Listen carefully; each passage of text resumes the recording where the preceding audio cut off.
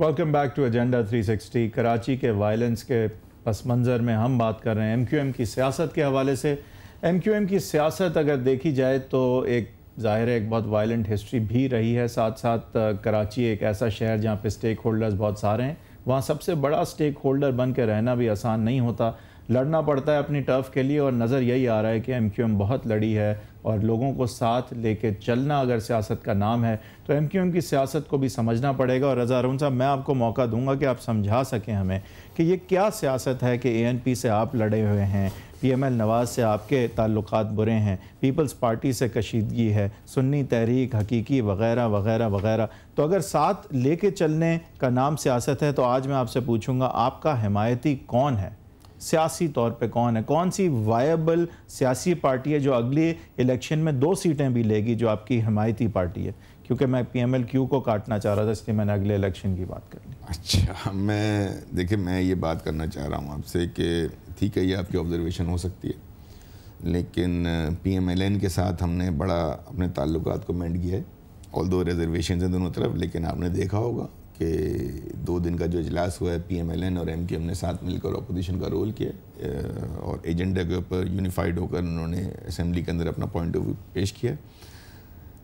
सुन्नी तहरीक के साथ हमारी मुलाकातें चलती रहती हैं। 2 रोज़ पहले भी मेरी उनके लीडरान से बातचीत हुई है, हम उनकी जगहों पर भी गए हैं, उनके ऑफिस में गए हैं, वो हमारे ऑफिस में आए हैं। ANP का जहाँ तक आपने जिक्र किया, मैं पर्सनली ख़ुद कम से कम 3 मरतबा, इसमें 2 मरतबा मैं शाही से साहब के घर गया हूँ और एक दफ़ा हमारा डेलीगेशन जो है इनके दफ्तर भी गए और एक दफ़ा मजमून खटक साहब का जब इंतकाल हुआ था, जब ताज़ियत के लिए भी गए। 3 साल में मुझे याद नहीं पड़ता ANP का डेलीगेशन MQM के ऑफिस कब आया और डिस्पाइट हमने उनको दावत दी हो। तो ये आपका फेलियर भी था ना? पाकिस्तान मैं तो बता रहा हूँ, मैं 4 दफ़ा गया हूँ, MQM का डेलीगेशन गया। फिर पाकिस्तान पीपल्स पार्टी की बात आ जाए तो आज तो आप हमें शुरू में ही कह ही रहे थे कि उनसे मफाहमत आपकी जारी है, वर्किंग रिलेशन जारी है।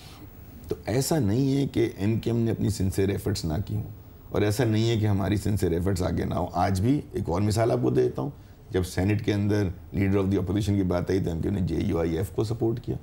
और जब भी कोई ऐसी बात होती है मुल्क पर तो आप देखते हैं कि इमरान खान साहब से बात हुई, अल्ताफ़ भाई की, और तमाम सियासी लीडरान जैसे चौधरी शहजाद साहब हैं, इमरान खान साहब हैं, मौलाना फजल रहमान साहब हैं, शेख रशीद साहब हैं, इन सब से हमारी इंटरेक्शन होती है। एक सेकंड, अब अगर कोई हमसे इंटरेक्शन ना करना चाहिए। शेख रशीद साहब हमारे शो पे बड़े रेगुलर आते हैं और आप दुरुस्त फरमा रहे हैं, उनसे आपका ताल्लुक़ रहा है, चौधरी शुजात से आपका है ताल्लुक़ अच्छा, और इमरान खान से अगर आपकी बातें हुई हैं तो पार्लियामेंट में तो ये तीनों बड़ी ताकतें नहीं हैं इस वक्त। आप पीपल्स पार्टी, ANP, PMLN जो कि बड़ी ताकतें हैं इस वक्त पार्लियामेंट में, not perhaps in that order, उनसे किस तरह ताल्लुकात आप अपने अच्छे करेंगे? क्योंकि देखें आपकी सियासत में प्रॉब्लम ये आ गई है कि पहले बड़ी पार्टी को पता होता था कि अगर MQM टूट गई, 25 सीटें चली गई और वो दूसरी तरफ चली गई तो हुकूमत गिर जाएगी। अब ऐसा नहीं है क्योंकि नवाज़ शरीफ साहब से आपका मिलना नज़र नहीं आता। पीपल्स पार्टी को अब ये डर नहीं है कि आप नवाज़ शरीफ से मिलें। देखिए ना, तो मैं समझता हूँ जो हमारी मुलाकात इस्लामाबाद में हुई थी PMLN के डेलीगेशन के साथ, उसमें हमने कहीं भी हुकूमत गिराने की कोई बात की थी। और जब हम पहले भी अपोजिशन में आए थे तो हमारा ये कतई इरादा नहीं, एक सियासी बहुत बड़ा पॉइंट होता है ना कि you used to make the difference. और हमारा कभी भी कतई इरादा नहीं रहा कि किसी से होगा, लेकिन आपकी इंपॉर्टेंस कम हो गई ना, क्योंकि नवाज शरीफ साहब के साथ ताल्लुकात आपके खराब हुए, पीपल्स पार्टी का फायदा हो गया। वो सही है कि वो एक इंप्रेशन ये है कि कुछ लोग इस तरह भी इसको देखते होंगे, हम बहरहाल इसको इस तरह नहीं देखते कि हमारा कहीं आना जाना किसी को स्टेबलाइज डिस्टेबलाइज। आपकी पार्टी हम नहीं चाहते कि जब अलायंसेस बनाती है तो उसमें कोई हद मुकर्रर होती है कि जी हम मजहबी जमातों के साथ नहीं बनाएंगे, हम मजहबी तर्ज की जमातों के साथ नहीं बनाएंगे, हम मुल्लायत के राज को फ़रोग़ नहीं देंगे, ये कुछ होता है प्लान? देखिए, हमारी पार्टी का विजन और आइडियोलॉजी बहुत क्लियर है इस मामले में, और हमारा कहीं भी ये अगर कॉनोटेशन आता है कि हम रिलीजियस जमातों के ख़िलाफ़ हैं, मैं समझता हूँ कि रॉन्ग है, नहीं है, ये गलत है। नहीं, इस्लामी जमातों के ख़िलाफ़, दीनी जमातों के ख़िलाफ़ क्यों होंगे? हम एक पर्टिकुलर इस्लाम के नाम पे सियासत के आप खिलाफ हैं या नहीं? इंतहा पसंदी के खिलाफ। इस्लाम के नाम पे सियासत के आप खिलाफ हैं या नहीं? इंतहा पसंदी उन्होंने नहीं कहा ना, क्योंकि इंतहा पसंदी समथिंग डिफरेंट।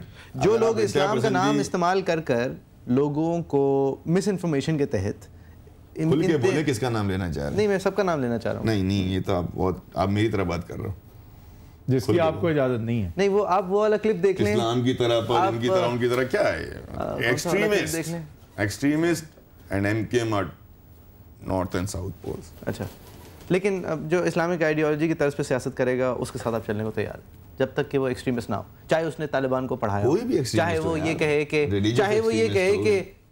कहे कि ये सारे मेरे शागिर्द हैं, इनसे मैं बात करा सकता हूँ, चाहे वो ये कहे कि इनको क्यों मार रहे हो, ये तुम्हारे भाई हैं, चाहे वो ये कहे मैं मुज़ाकरात करवाता हूँ, उनके साथ भी आप काम कर सकते हैं। नहीं, ये तो बड़ी अजीब सी चीज़ है, तो हाइपोथेटिकल डिस्कशन है। हाइपोथेटिकल नहीं है, मौलाना फजल रहमान की बात कर रहा हूं।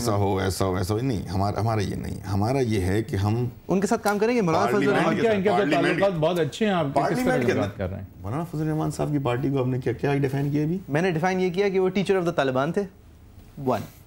वो अब भी कहते हैं कि जी मुज़ाकरात कराने हैं तो मैं हूँ, सबको जानता हूँ।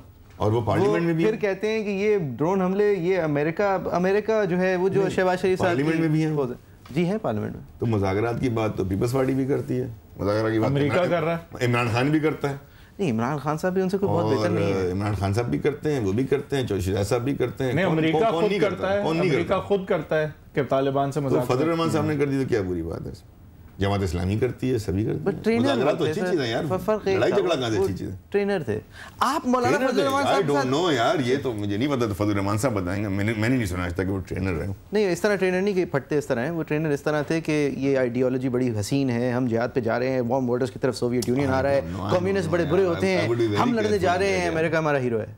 I would very careful. America के खिलाफ फजल रहमान साहब ने कब स्टेटमेंट दिया है? अमेरिका हमारा हीरो है क्या?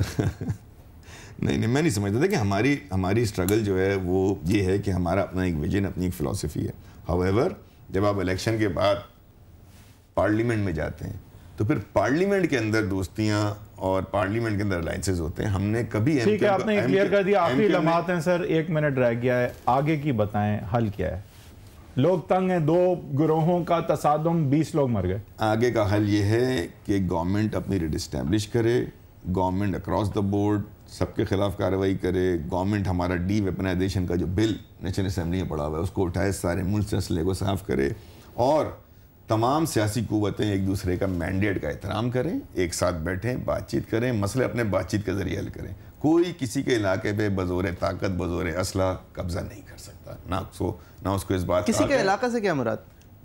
ब्रॉडर डेफिनेशन, किसी भी इलाके के इलाके से कॉन्स्टिट्यूएंसी किस तरह? नहीं, बट सर कंस्टिट्यूएंसी का ये मतलब नहीं होता कि मतलब तो ये है ना कि हर इंसान को वोटिंग चॉइस हो, ऐसा थोड़ी हो कि बस ये एमक्यूएम का तो बस एमक्यूएम का दूर यही तो कहा, कोई नहीं कर सकता। मेरा मतलब आपने सोच रखा था कि मैंने क्या पकड़ना, मैं कह रहा था कोई नहीं कर सकता इस तरह, लिहाजा हर एक को एक दूसरे को अकोमोडेट करना चाहिए, एक दूसरे के मैंडेट का एहतराम करना चाहिए, और अगले इलेक्शन का इंतजार करना चाहिए, अवाम के पास वोट देने जाएं, अगर लोग उनको वहाँ से मुंतखब करते हैं, गुड, आई रूल। सही, thank you very much for coming Raza Haroon sahab. हमारे साथ थे फ्यूचर अपोजिशन लीडर, अगर हालात इसी से चलते रहे तो फ्यूचर अपोजिशन लीडर, चाहे उनकी रेजिग्नेशन एक्सेप्ट हो या ना हो। सीटें मेरे ख्याल से अलॉट हो गई। हाँ जी, सीटें लेकिन स्टिल वो कह रहे हैं कि ये अपोजिशन की नहीं है, ये हमने आपको सीटें बस अलग कर दिया है, आपको बस साइड पे बिठा दिया। वैसे कोई रूल्स ऑफ प्रोसीजर में जिक्र ही नहीं है, मैं आपको बताऊं, सिंध गवर्नमेंट सिंध असेंबली के रूल्स ऑफ प्रोसीजर में ना अपोजिशन का जिक्र है, काफी दिनों से कह रही थी लीडर ऑफ द अपोजिशन का जिक्र है। सही, लेकिन आप लोग फिर लीडर ऑफ द हाउस का जिक्र है। सही, thank you very much for coming sir. आप देख रहे थे एजेंडा 360। आप इस शो को देख सकते हैं, इसके ऊपर तबसरा कर सकते हैं, तज्जिया कर सकते हैं। facebook.com/agenda360 पे आप जाके पेज विजिट कर सकते हैं। हमें अगर ईमेल करना चाहें और कुछ ऐसे मौजू को छेड़ना चाहें जिसको आप सबके सामने कहना नहीं चाहते एमक्यूएम के हवाले से, तो agenda360@cnbcpakistan.com पे ईमेल कर दें। Thank you very much for watching.